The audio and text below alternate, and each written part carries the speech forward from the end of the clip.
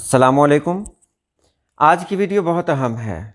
आज की वीडियो में मैं आपको बताने जा रहा हूँ, आखिर मुसलमान कुत्ते क्यों नहीं पालते या क्यों नहीं पाल सकते, पालने का हुक्म क्यों नहीं है।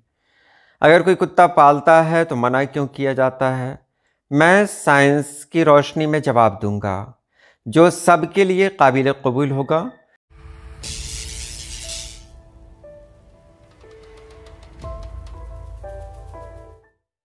नबी अकरम सल्लल्लाहु अलैहि वसल्लम ने सख्ती से मना किया है कि घर में कुत्ते मत पालो। आजकल हम देख रहे हैं कि कुत्ता पालना फ़ैशन बन गया है। लोग मुख्तलिफ़ तरह के कुत्तों को अपने घरों में रखते हैं। अजब तरह के कुत्ते होते हैं ये। कुछ की सूरतें इतनी वाहियात होती हैं, इतनी बदसूरत होती हैं कि देखकर ही जो अहले ईमान होंगे उनकी तबीयत ख़राब होने लगेगी। और पता नहीं लोग क्यों इन कुत्तों से इतनी ज़्यादा मोहब्बत करते हैं कि ऐसा लगता है कि इंसानियत जो इंसानों के लिए होनी चाहिए थी वो कुत्तों पर निसार हो चुकी है। लोग कुत्तों पर इतना खर्च करते हैं। कुत्तों का जो बिस्किट आता है बहुत महंगा होता है।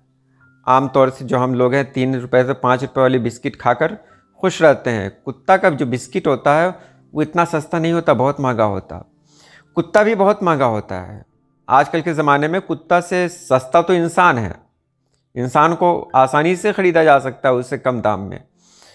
उसके बाद देखिए, एक लतीफ़ा मैं अपने बच्चों को अक्सर कहता हूँ कि आजकल जब हम किसी बड़े घर में जाते हैं तो बाहर दरवाजे पर एक बोर्ड लगा हुआ रहता है जिस पर लिखा होता है कुत्तों से सावधान।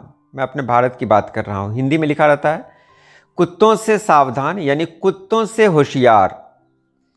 अब कुछ देर के लिए मेरे जैसा आदमी कुछ देर के लिए सोच में पड़ जाता है कि आखिर किस कुत्ते से होशियार रहा जाए। समझ में नहीं आता कुत्ता है कौन। क्योंकि एक बहुत बड़े स्कॉलर ने कहा था कि आजकल का दौर वो है कि जानवर इंसानों के लिबास में आ चुके हैं। आम तौर से जो कुत्ते हमारे घरों में आते हैं वो क्या क्या कर जाते हैं ये किसी से छुपा हुआ नहीं है।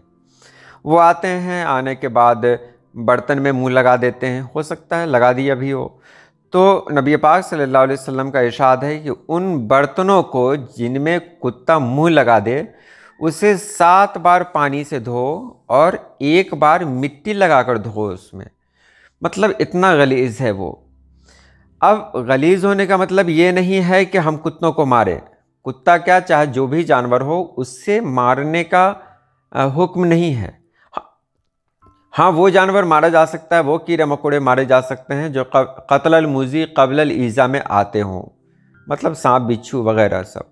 कुत्तों को नहीं मारना है, लेकिन कुत्तों से बचना है। ये कुत्ते जो घरों में रहते हैं गंदगी फैलाते हैं। अब आम तौर से तो हम लोग यही जानते हैं कि गंदगी फैलाते हैं। अब चलते हैं साइंस की रोशनी में, देखते हैं वो गंदगी क्या फैलाते हैं। तो एक बहुत बड़े स्कॉलर हैं यूसुफुल क़रज़ावी। इनकी किताब का नाम है इस्लाम में हलाल व हराम। इस किताब में उन्होंने एक जर्मन स्कॉलर का एक वाक़या नोट किया है और ये मज़मून उनका जर्मन रिसाले में शाये हुआ था। इस मज़मून में बताया गया है कि कुत्ता पालने से क्या क्या ख़तरात लाहिक हो सकते हैं। वो लिखते हैं, गुज़श्ता चंद बरसों में लोगों के अंदर कुत्ता पालने का शौक़ काफ़ी बढ़ गया है, जिसके पेश नज़र ज़रूरत महसूस होती है कि लोगों की तवज्जो इन ख़तरात की तरफ मबज़ूल कराई जाए जो उससे पैदा होते हैं, ख़ुसूसन जबकि लोग कुत्ता पालने ही पर इक्तफ़ा नहीं करते बल्कि उसके साथ खुश तबीब भी करने लगते हैं और उसको चूमते भी हैं। नीज़ उसको इस तरह छोड़ दिया जाता है कि वह छोटों और बड़ों के हाथ चाट ले। अक्सर ऐसा होता है कि बचा हुआ खाना कुत्तों के आगे अपने खाने के प्लेटों में रख दिया जाता है। अलावा अज़ीं ये आदतें ऐसी मायूब हैं कि ज़ौक़ सलीम इनको कबूल नहीं करता। तिब्बी नुक़्ता नज़र से देखा जाए तो कुत्ते को पालने और उसके साथ खुश तबई करने से जो ख़तरात इंसान को लायक होते हैं उनको मामूली ख्याल करना सही नहीं है। बहुत से लोगों को अपनी नादानी की भारी कीमत चुकानी पड़ती है। उसकी वजह यह है कुत्तों के जिस्म पर ऐसे जरासीम होते हैं जो दायमी और लाइलाज अमराज का सबब बनते हैं। یعنی ایسے وائرس ہوتے ہیں جو دائمی لا علاج کا باعث بنتے ہیں۔ کتنے ہی لوگ اس مرض میں مبتلا ہو کر اپنی جان سے ہاتھ دھو چکے ہیں۔ اس جرثومے کی شکل فیتے جیسی ہوتی ہے اور یہ انسان کے جسم پر پھنسی کی شکل میں ظاہر ہوتے ہیں۔ گو اس قسم کے جراثیم مویشیوں اور خاص طور سے سوروں کے جسم پر بھی پائے جاتے ہیں، لیکن نشو و نما کی پوری صلاحیت رکھنے والے جراثیم صرف کتوں پر ہی ہوتے ہیں۔ مقالہ نگار آگے لکھتا ہے، یہ جراثیم انسان کے جسم میں داخل ہوتے ہیں اور وہاں مختلف شکلوں میں ظاہر ہوتے ہیں۔ یہ اکثر پھیپھڑوں، تلی، گردہ اور سر کے اندرونی حصہ میں داخل ہوتے ہیں۔ ان کی شکل بہت کچھ بدل جاتی ہے، یہاں تک کہ خصوصی ماہرین کے لیے بھی ان کی شناخت مشکل ہو جاتی ہے۔ بہرحال اس سے جو زخم پیدا ہوتا ہے، خواہ جسم کے کسی حصے میں پیدا ہو، صحت کے لیے سخت مضر ہے۔ ان جراثیم کا علاج اب تک دریافت نہیں کیا جا سکتا ہے۔ ان وجوہ سے ضروری ہے کہ ہم تمام ممکنہ وسائل کے ساتھ اس لاعلاج بیماری کا مقابلہ کریں اور انسان کو اس کے خطرات سے بچائیں۔ جرمن ڈاکٹر نوللر کا بیان ہے کہ کتے کے جراثیم سے انسان پر جو زخم ابھرتے ہیں ان کی تعداد 1% سے کسی طرح کم نہیں، اور بعض ممالک میں تو 12% تک اس میں مبتلا پائے جاتے ہیں۔ اس مرض کا مقابلہ کرنے کی بہترین صورت یہ ہے کہ ان جراثیم کو کتوں تک ہی رہنے دیا جائے اور انہیں پھیلنے نہ دیا جائے۔ اگر انسان اپنی صحت کو محفوظ اور اپنی زندگی کو باقی رکھنا چاہتا ہے تو اسے کتوں کے ساتھ خوش طبع نہیں کرنا چاہیے، انہیں قریب آنے سے روکنا چاہیے، بچوں کو ان کے ساتھ گھل مل جانے سے باز رکھنا چاہیے، کتوں کو ہاتھ چاٹنے کے لیے نہیں چھوڑ دینا چاہیے اور نہ ان کو بچوں کے کھیل کود اور تفریح کے مقامات میں رہنے کا موقع دینا چاہیے۔